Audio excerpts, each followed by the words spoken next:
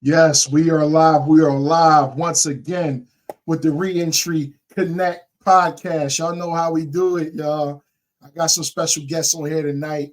We're going to be speaking on a topic concerning how easy it is to lose your mind. So, you know, when we speak on this podcast, we usually talk about different things about people re-entering society and different experiences that they had inside as well.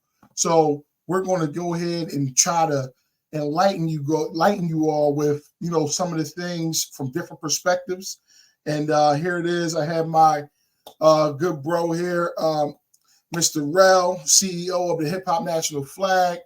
He's in the building. Brother Tony Lee is on here as well, but I'm not sure what happened to his camera. We're going to bring him back up as soon as he comes back. So without further ado, Mr. CEO Rel, you go ahead and spit your accolades and let them know what you represent from over New York, please. How you doing, man? You know, you representing us. It's called H&F Hip Hop Nationals Flag, and what that pretty much represent is the reminder of the contributions we gave to the world through our cultural arts of hip hop. You know, the elements, the four elements: graphic designing, DJing, MCing, and dancing. Nice. And those four elements, we created a culture, a unique culture that affected every corner of the earth.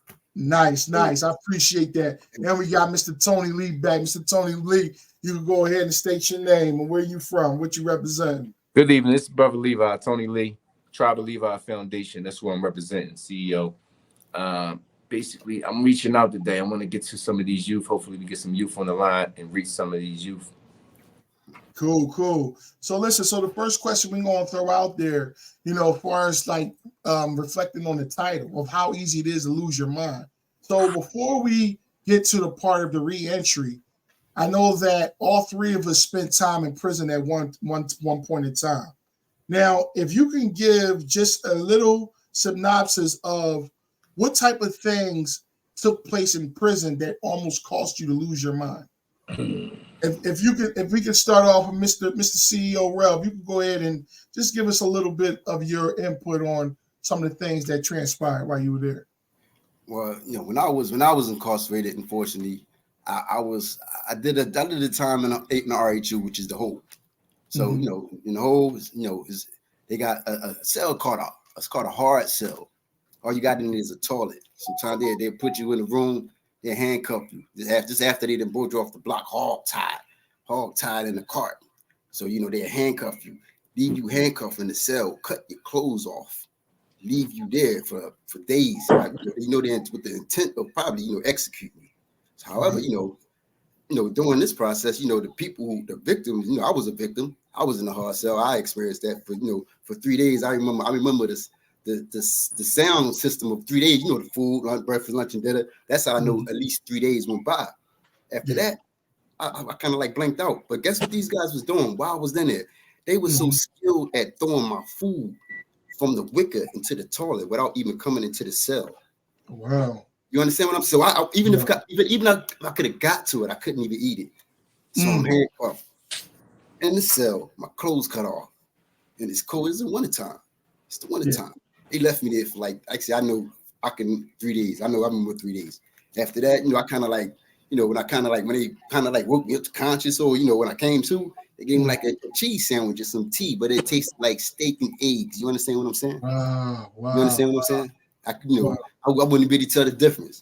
So you've been through that much trauma to the point whereas you was being starved to the point whereas you were really about to lose your mind. But then when you did come and get a meal, it was like a 4 or 5 star meal that you received due to the starvation. Yes. That's powerful. I'm glad that you shared that. And that definitely enlightens a lot of things that a lot of people actually are curious about. Because a lot of people think we go to prison because we get turned out by gangs and things like that. But no, it's simple facts of being locked down in solitary confinement can do a lot in its own. You know what I mean? A lot of people don't know, but we can be in a cell and walk miles and miles in an 8x10, miles and miles pacing back and forth. You know what I mean? So it's very powerful. So go ahead, Tony Lee. We're gonna let you go ahead, and we're gonna let you spit on that. What can you share about that? Like how, in some way, form, or fashion, that you almost lost your mind while you were in prison. Okay, so when it happened to me, basically I had made parole. I had triple RI, and I had made parole. And the bottom line, I was granted parole, and they gave me a date where I was supposed to go home, which was January 21st, 2021. So December, November, I know that I'm going home. I'm making plans. I'm trying to get a job. I'm trying to do what I got to do. Next thing you know, they looked onto my docket sheet and they seen that I had an open case, which never got addressed since 2.5 years ago when I first received my sentence for one case. I never got addressed for the other case. So the case was left open due to COVID.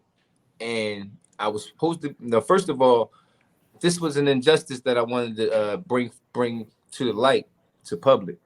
Basically, I was arrested 3 times within 4 months for 3 different charges in 3 different counties.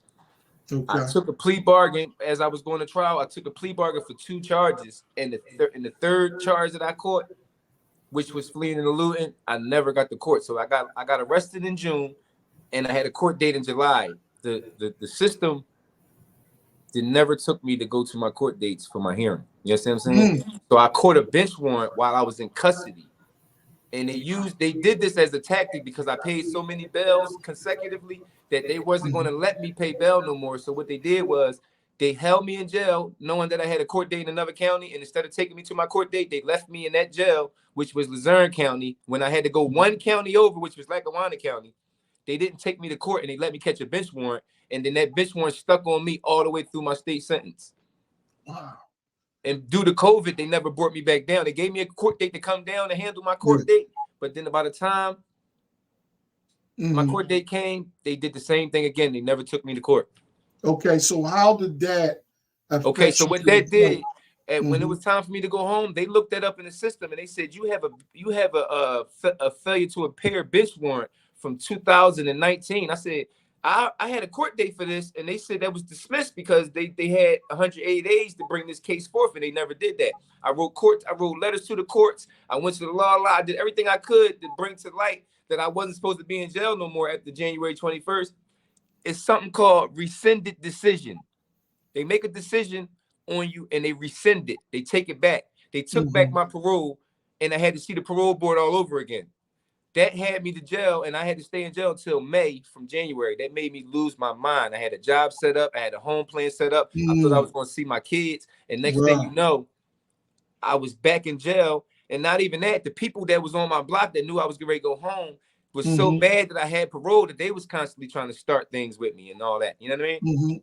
So that turned into people trying to take my parole and have me get resentenced on a new charge because people was testing me, owing me money. They want to play cards with me and burn me for money and act like they don't want to pay me, try to pay me with soap and little stuff. I'm paying them with meat and they paying me with soap. Like everybody tried to attack me on my way out. So I started going crazy and I lost my mind. And the only way that I got my mind back is through the power of God. Because I got down on my knees and I prayed to God and I said, please, Lord, help me get through this. Please, Lord. And he gave me the patience to stand all the attacks that I was being attacked with.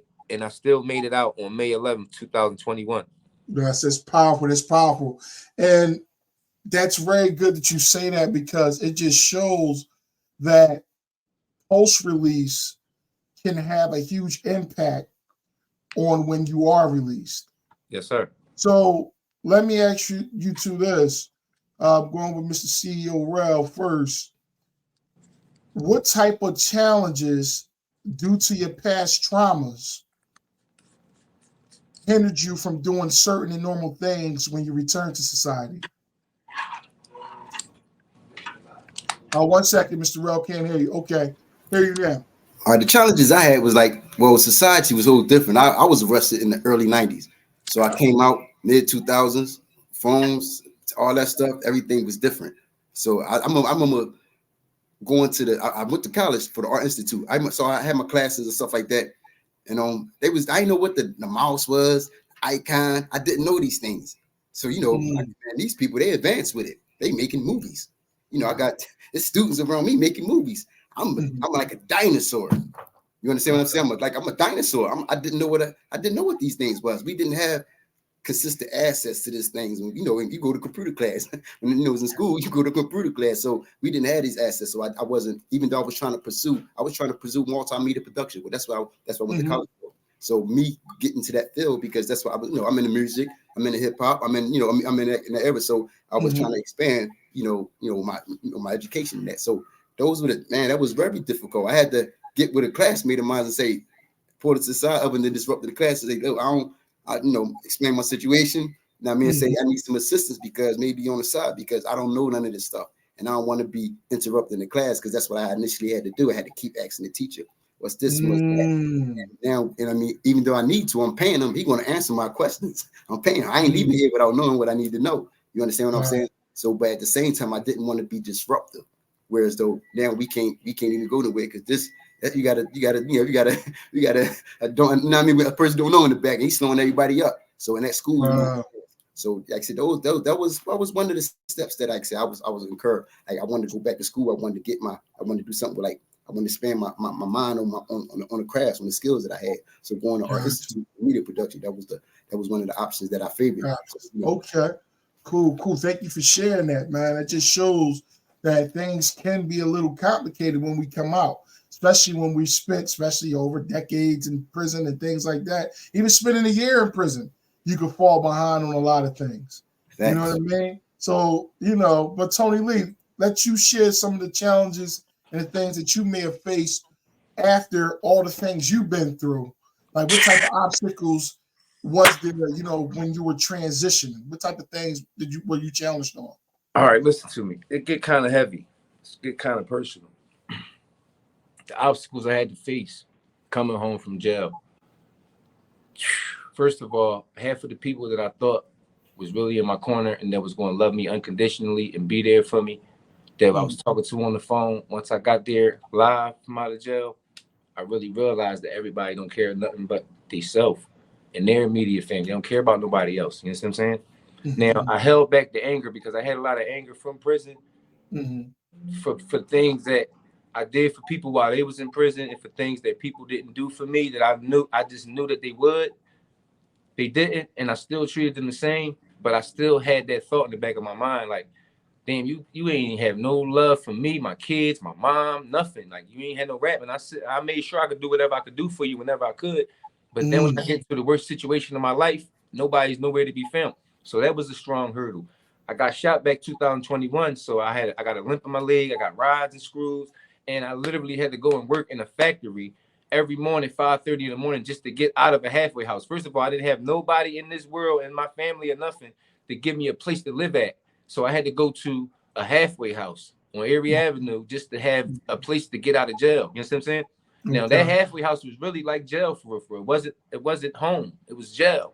Count time, everything. You know what I'm saying? So on top of that, I had to, just to be able to get out of this halfway house, I had to go to work, because that's the only way they let you out. You don't get out no other kind of way. So I had to go and work at a refrigerator factory. 5:30 in the morning, I had to wake up to be there at 7:30 in the morning just to work until 3:30. I'm talking about, I'm already disabled, so my back is burning, my legs are burning, and I'm doing this just to have some way to survive and to be able to get out of this halfway house. You understand what I'm saying? Yeah. People talking to me like trash. You understand what I'm saying? And then I have to deal with the fact that I know all the people that sat here and stole everything I owned in life before I went to jail. You understand what I'm saying? And I had to sit here and look at these people just prospering in my face. You understand what I'm saying? Knowing that they stole from me heavy when I got locked up, and I had to deal with that. You understand what I'm saying? So that drove me a lot of crazy too. Got you. So, wow. So that's deep as well. Like you said, sometimes when we do go to prison, a lot of times, we believe that a lot of individuals that knew us before we were incarcerated, some people we may have took care of, or we may have been close to and treated like literally closer than family. But when we come on, we realize that people really, they just living life and doing them. You know what I'm saying? And for real, when we really look at it from a reentry perspective, I mean, nobody owes us anything. I mean, I understand that we all grown men, but sometimes we do put expectations on people, hoping to receive us in return. I told somebody that the other time, we expect, and a lot of times we always look for ourselves and other people. Sometimes it don't work out that way. You know what I mean? So Now, let me ask you this. This is just another quick question. If Right. by chance, if there was one thing that you could change or help individuals that were coming out to society, what type of things, what type of solutions do you believe would be and bring a positive impact to individuals that return to society?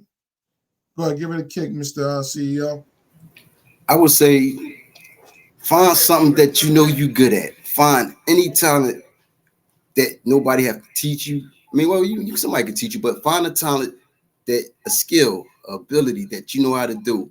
Hone it and you brand it, and that's your whether it's a speaking ability. Some people know how to speak real good. Some people know how to draw. All those things are the same. Here in America, you need some kind of product, some kind of business to survive out here. That's what they ain't telling us. You understand? We don't know this, so we don't know how to do it. We don't know how to engage in these things properly to hold us down in generational wealth. So that's one thing I wish meant we have to know now. Get some kind of business, but it starts with your own. That's very skill set, because we all have them.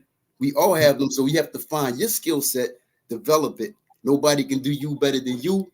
Put it together, flap your wings, and fly. Cool. Take time Okay, to do it. Mr. Tony Lee, let me get you go ahead and give a try at it. What do you believe? What type of impacts or what type of things or advice could you give, or what type of solutions do you believe would, if we're provided, people will have a better way of transitioning?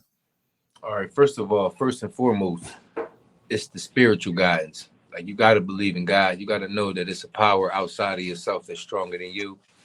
And you have to not only have a connection, you have to have a constant connection with the maker. Any way that you can. You could put that in any language you want to put it in, put it any way you want to put it. You have to have your own personal constant connection with the maker of this universe. And you have to talk to him frequently. You have to include him inside of the things that you do while you're living, because he's the reason why you're alive. That's the first thing first. Second thing is everyone needs some mental health evaluation, and everyone needs some kind of therapy evaluation to see if they need some help. Let the professionals decide whether you need help. Stop saying what you don't need, and let the professionals talk to you. Be real with the professionals. Tell them what's really going on in your mind and how you feel about things and what you be thinking about and what you be doing, and let them decide if you need help. And if they say you need help, take the help. Yeah, and one thing I'm gonna say about that, and I don't oppose to what you're saying with that, but sometimes, Tone, the help, some of the best help comes from people that have been through the experience. Yes, sir. A lot of times, I don't knock any psychiatrist or therapist that's out here. I know there's plenty probably watching right now. But however, sometimes learning to cope and having a peer assistant of somebody of equal, and what I mean of equal is somebody that's been through the similar situations that you've been through, because it's very hard to try to teach somebody something that doesn't understand your culture, has never been, around your upbringing, or even, ate similar type of food that you've eaten. You know what I'm saying? You got some people that ate whole foods all their life, but then you got some that's been poisoned by a lot of the stuff that's out here in the world that we just don't know about. But I will say again, I don't oppose for people to get help. It's definitely, if you feel as though there's a mental challenge that's going on, yeah, absolutely, reach out for help. If you have to talk to somebody, if you have to, call somebody for assistance, if you have to call a hotline, crisis, because there's been plenty of people that reached out to me that were transitioned, and a lot of them would, they were contemplating suicide. They were saying they wanted to go back to what they know. Why? Because their mind was playing tricks on them. But I was thinking like, wow, you just did 25, 30 years. Why are you even considering picking up a gun again? Why are you even considering going back and, and selling drugs? These type of things are, are types, it gives us that temptation of just like, just doing it all over again. When, again, it all goes back to the mindset. Okay, we got some comments here. Thank you, everybody. Again, welcome back. Again, the Reentry Connection podcast. We got it going on how we may lose our mind, like how easy it is. And Bayak said right here, he said, mental health is real. and major pathway towards success or failure. And that's totally true. Appreciate you. You got another comment here about Jasmine. Change your environment. Change your environment is very important too. Your environment, I believe, it definitely has an effect on the way you think. It has an effect on the way you move. It has an effect, you know what I'm saying, on your everyday living, period. You understand what I'm saying? They say what? If you hang around one drug addict, you'll be the third. You know, you'll be the second. You hang around two, you know, excuse me, I don't want to say the wrong words, but if you hang around two knuckleheads, you'll be the third. If you hang around two millionaires, you'll be the third. So it's all about, you know, again, the people, places, and things, people, you know, that we contact, you know, we're in contact with, who we communicate, our network. Our network is our net worth. How many times do we hear that? You know what I mean? So my next question out there right now, yeah, because I know it's a lot of individuals that are listening to things like that. And Jasmine mentioned something else. She said, facts, hang around a barbershop long enough, you'll get a haircut. Absolutely. You're definitely right. We appreciate that. And here it is. Yeah, so my next question is, what was the most challenging thing when you did return? What was, I just want you to name one. What was the most challenging thing when you did transition to the outside? I'm gonna go ahead and let you give, Mr. CEO. The most challenging thing for me was definitely not going back to the streets. I mean, not because you want to be in that stuff, because man, it don't be many options. It don't be many options. So you got to figure out, I need to eat. I was a kid when I went in. I was an adult when I came out. I was in way different situations. As a kid, I mean, even though I held myself down, I wasn't responsible for it. But as an adult, I'm responsible for it. You understand what I'm saying? So it was like, it was, I had to, it was, man, everything was different. So transition is like figuring out how I'm going to hold myself down. And, we can always get a job. I mean, you got to get a job. You want to make some money. But I'm saying at the same time, a job don't necessarily mean you're holding yourself down. You can have a job and still be struggling. You understand? So that was the hardest thing that I had to, the transition. You gonna give people pockets. People gave you money when you come home.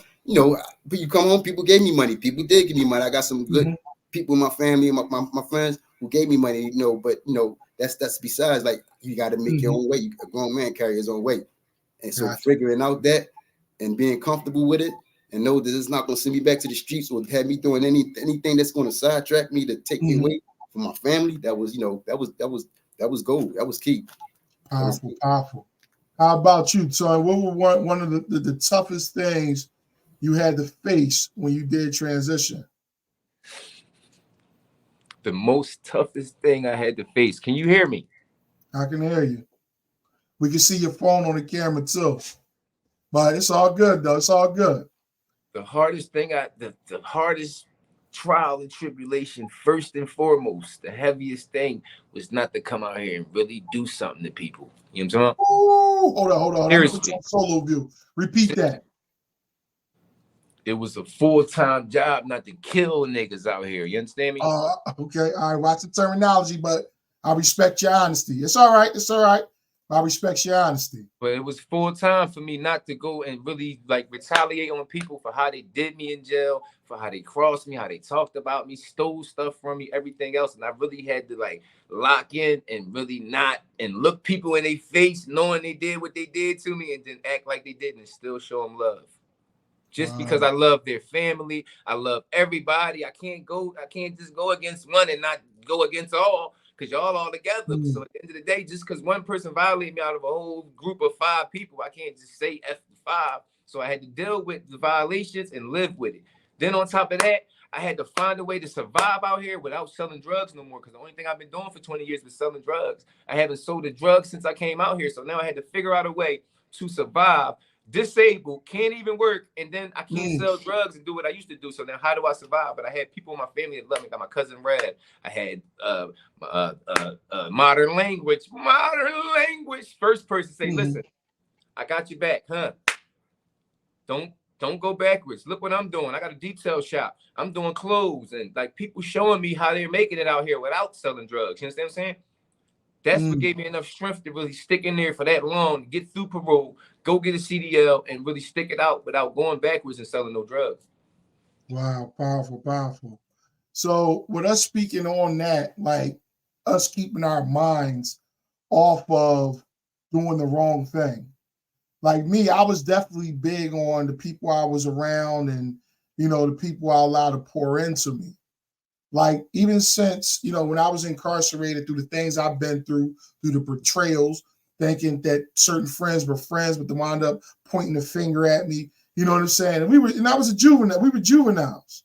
So when you look back on it now, you're like, okay, kids are gonna be kids. That's the type of stuff that happened when you don't know no better. But long story short, it scarred me so much that I allowed my circle to just be completely thin. I didn't allow nobody to come in except for a mentor and my godmother. That was it. It wasn't even though I knew people that was from high school, people was hitting me up on Facebook and stuff like that. I knew a lot of people that I remember from back in the day, but I didn't trust nobody. Didn't nobody come around, give me a dime, whatever the case may be. And I wasn't even expecting it. And I didn't even ask nobody. So everything that I have now, I had to build from the ground up. And it wasn't easy, but I knew that it would come in time. You see what I'm saying? So one thing I want you to mention now, and I know we're coming up close to the 30-minute mark, what was one of the biggest accomplishments that you achieved since you returned home from your incarceration? Go ahead, Mr. CEO. Oh man, I achieved the biggest accomplishment is my children. Children always that's my biggest accomplishment. I know my father, but like most, my father wasn't in my life at the time. So having my children and being a father to my children, watching them grow up from babies to first to that having that bond, being able to drill sergeant them, so to speak. Yo, man, put him on point, because I always tell him I didn't have this. Take advantage of this. Daddy didn't have this. This is the best thing you can get. So the kids gonna be kids, but I always try to instill them in them and watching them grow up and having that relationship with my children. Powerful. That beats everything. That beats everything. That's powerful. I thank you for sharing that, and that's good, because people don't understand how precious, like you say, children are, and they actually can slow us down from going back to prison and things of that nature. You know what I'm saying? I tell somebody the other day, I said, listen, you always willing to die for your homies, but not willing to live for your kids. That it just doesn't add up. You're willing to die for your homies. You know what I'm saying? You'd rather stay on the street corner freezing outside cold instead of finding a way to go chill with your kids and live for them. You know what I mean? So go ahead, Mr. Tony, if you could go ahead and expound on one of the best things you've accomplished since you returned to society. Currently right now, one of the best things I did accomplish since being in society is I accomplished parole. I finished parole. I completed parole. You know what I'm saying? Incident free, arrest free, no dirty urines, nothing. You know yes. Congratulations. That's what's up. Accomplishment was my CDL back a few months ago. I got my Class A CDL. Salute. All-state career. That's what's up. So you can drive the trucks, CDL, track, you can do it all now. You see what I'm saying? And just imagine when you're looking back 20 years ago, did you ever think you would probably accomplish something like that? Never. But it all came with that mindset, like, look, everybody else is leveling up out here. I got to get with it. And I'm not speaking upon, because a lot of people come home and they see these Instagram illusions, they see the Facebook illusions, and they try to keep up with the Joneses as if like, oh yeah, I gotta hurry up and get what they get, when they don't know that all that stuff is a facade. A lot of them, they posting cars that's not really theirs. They posting cribs. There's so many things that people just get misconstrued. Because for a minute when I came, I was like, Dad, how these people? Because mind you, I went away for a long time. So when all this, the hands and times change, it's like, damn, everybody got all this. I gotta try to catch up. But then the reality had to set them like, hold up. You got to take your time and try to understand, how life works. I always tell people that understand how life works first, and then you start going for things that, you definitely need versus your wants. And then later on down the line, when you're able to afford certain wants, go ahead and do that. So that's a great, a great analogy. So listen here, I know Tony Lee, I know we got a couple brothers backstage right now. Yes, sir. And what I'm gonna do is I'm gonna actually bring them up on stage. I think it's gonna be Mr. Styles and the brother Mr. William, and we're gonna get with them, and then we just gonna free fall and let us know what they represent and how they do it. All right. Yes, sir. Thank you. All right. Okay. Here we go. Mr. Styles is on there. He representing the Eagles right there. We appreciate you tuning in. Go ahead, Mr. Styles. Go ahead and give the people who you are and what your accolades are. Yes, sir. Yes, sir. Can you hear me? Yes, sir. I'm tuning in, fellas. I hear everything you're saying. I appreciate you having me. This most likely this is my first live stream. Not too much a social media guy, so this is my first. Excuse me if I'm not too aware of certain things. You know what I mean? It's all good. It's all good. Even if you want to just give your introduction, you cool to chill. It's all right. Then we can always come back, follow up. I know Tony Lee did a spirit of the moment thing, throwing people on, but it's all right, though. You know what I mean? We definitely move on. We're gonna get Mr. Will up here.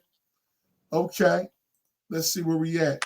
All right, Mr. Will, HD. All right, the mentor. Okay, we can't hear you. You're on mute right now, Mr. Will. Yeah, we see you smiling over there. We might, you gotta take it off. Oh man, so you can go ahead and introduce yourself, on, man. All right, my name Wimmy. My name Herbert Wayans. I go by Wimmy the mentor. My brother Levi. That's my partner, and my man Vel. They my partners out here. My man Yama K said he put me on the ball. I don't know. I ain't seen him yet. But, we out here, man. We got the Tribe of Levi Foundation. We got Street Family Behavioral Health Care. We got life outside the streets. You know what I'm saying? We got SubhanAllah, bro. Give me your job one more time, bro. I got issues with my memory. Okay. It's all good. It's all good. You know what I mean? But the thing is, I know Rel, you know what I'm saying? So as long as I got him, I can remember what he's doing later. You know what I'm saying? I got him first. Okay. Cool. I named my company, I'm a emotional support consultant. I just came home. I did 17 years in the penitentiary. Straight up and down, 12:30, 6 o'clock both ways. I ain't cutting no corners. And I came home with a plan. I utilized what I learned there when it came to programs and aligning your life and setting, and a setting that can help you adjust to who you are. You know what I'm saying? And through my experience, I came up with my own programs that I feel as though that help the people, that help anyone that is of comprehension age. Age is a comprehension. When you realize something wrong and you're going to retaliate, my program for you. Cool. And we appreciate that, the mentor. We appreciate that a lot, man. And congrats on you coming home.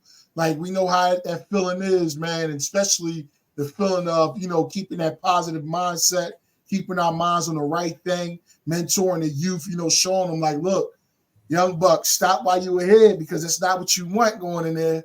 It ain't what you think. A lot of them homies you stand on that corner with, you squeezing the trigger with, they're not going to be the ones that's going to send you no JPEG.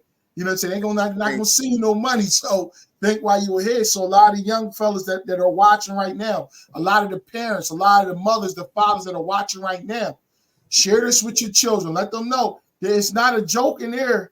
It's not a joke. And your homie, it's not a joke. No, and your homie that you was riding with be knocking off your ex and disrespecting your mom and disrespecting your mom. When she told him not to do that, he disrespected her. And they had a respect that he held when you was on the street. Absolutely. And a lot of that transpires. Like I said, it's a lot of things that go on. It's a lot of things that we try to give a forewarning about. So again, Like I said, I know we coming up on the 35-minute mark.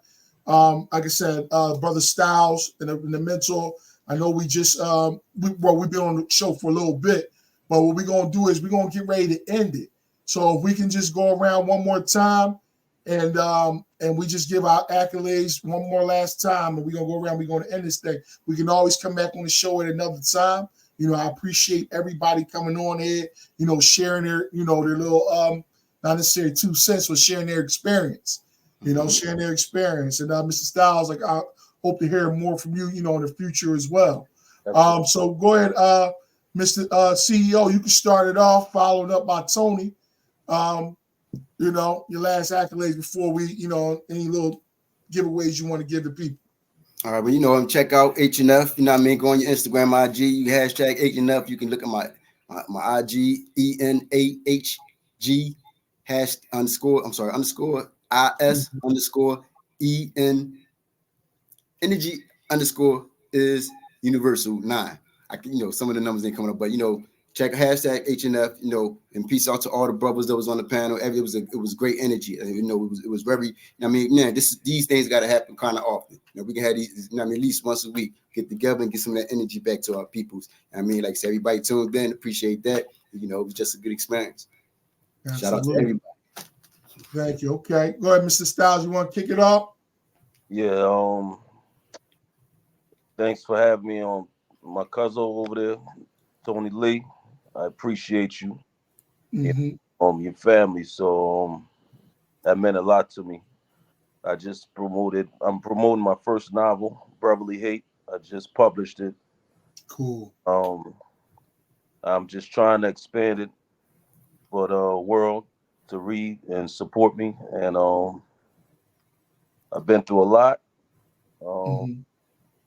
I thank God to be here today, and I thank God to accomplish that task. And there's more to come, but you can find it on Amazon, Barnes and Nobles, all over the world, on the internet. You can Google me, Neneth Lee Holder. Brotherly Hate, based on Southwest Philadelphia. Cool. Fictional, urban fiction, but life experiences. We live in poverty, and what we've been through, starting from the young generation all the way on up. Cool. So the things I'm about, and I just want to just thank y'all for having me, and every story that I've heard. Cool. Yes, my experiences in life. So I just want to thank y'all. That's all. Thank you. Yeah, we appreciate that a lot. All right, go ahead, Mr. Tony Lee. You up next. You can go ahead and unmute yourself. You mute yourself over there. Listen, this for me personally, this is such a good feeling because I know other people can't see, but y'all don't know that I see inside of each one of y'all movements. You know what I'm saying? I've been watching your movement, Keenan. I've been watching Keenan movement for at least a year and a half, right? And I met him at a seminar. I've been watching brother Rel for at least a half a year to almost a year. Met him in the studio. My cousin, I just found out that my own cousin got a book. Didn't even know. You know what I'm saying? Wow. I knew about your book because I was at your book signing, you know what I'm saying? Yeah. But I didn't go to his book signing because I didn't know he had a book. You know what I'm saying? And he's the last person I would think that would have a book. But then look at this though. You know what I'm saying? But once you get into it and read it, I want people to dig into your book because you didn't mention it on here, but I need you to before you get off. And I just want to thank everybody for their time. Hopefully we can do this more often. Absolutely. We appreciate it. And once again, we right here on the Reentry Connect podcast. That's how we doing it. We was expounding on how easy it is to lose your mind, but here it is. We didn't allow that defeat to conquer us. We didn't allow it to overcome us, even though we've been through inside and even the things we've been through outside, but we still didn't allow it to defeat us. You know what I mean? We got the victory. And like you said, it's only by the grace of God that we're here, to everybody, that has a connection with their higher power. That's the one you have to connect with, in order to understand that life is for you and it will be of best benefit to reach out to the one you rely on to help you through your everyday life. You know what I mean? And as Tony Lee said, he wanted me to throw my book in there. But you can see it in the background, Keenan Hudson, Unspoken Truth and Life Story. Feel free to go to KeenanHudson.com to purchase the book, or you go on Amazon. Also, y'all can go ahead and tune in to the Reentry Connect podcast on different platforms through the Buzzsprout, through Amazon. You can go through the Spotify. It's on Apple Music and everything. Feel free to just type my name in, Keenan Hudson. I'm sure it'll pop right up. So without further ado, we're going to sit here. We're going to get ready to end this night. We appreciate everybody for coming on. Thank you, everybody, for tuning in. Thank you again to all the guests that came. We're going to give it the final good nights here. It's still early. It's only 7:45. But we still with you. We still here. And again, we're still with you, bro. Yeah, I can do it. And we're gonna come back on. We definitely gonna come back on. We're gonna be sharing everything. We're gonna come up with other things, because this reentry goes a long way. You know what I'm saying? It's not about just losing mind, it's about, as he's mentioned, your spirituality, the type of things you do every day, your physicality, how your recreation is. Are you keeping in shape? As me, I know I gained a lot of weight. You know what I'm saying? I was skinny dog. I was playing ball, dunking on everybody. I mean, I can still get up there, but you know what I'm saying? But sometimes life happens. Yeah. You worried about other stuff, and it's like you can't really maneuver, especially when you choose certain careers or certain, different types of entrepreneurships that you want to achieve. Like, things change, and if you're not wary or alert, things can creep up on you because, and I always say that, see, time, we don't lose a lot of time, but time to us is like a time zone. How can I say it? A month is like a year to us, just like a year is like a month. So time can go by and us not really even knowing that, 5 years are going by already, and we still not where we want to be. We may have accomplished things, but again, without further ado, we're going to go ahead and drop it. Again, Reentry Connect podcast, how easy it was to lose your mind. We appreciate everybody. And until next time, y'all take care.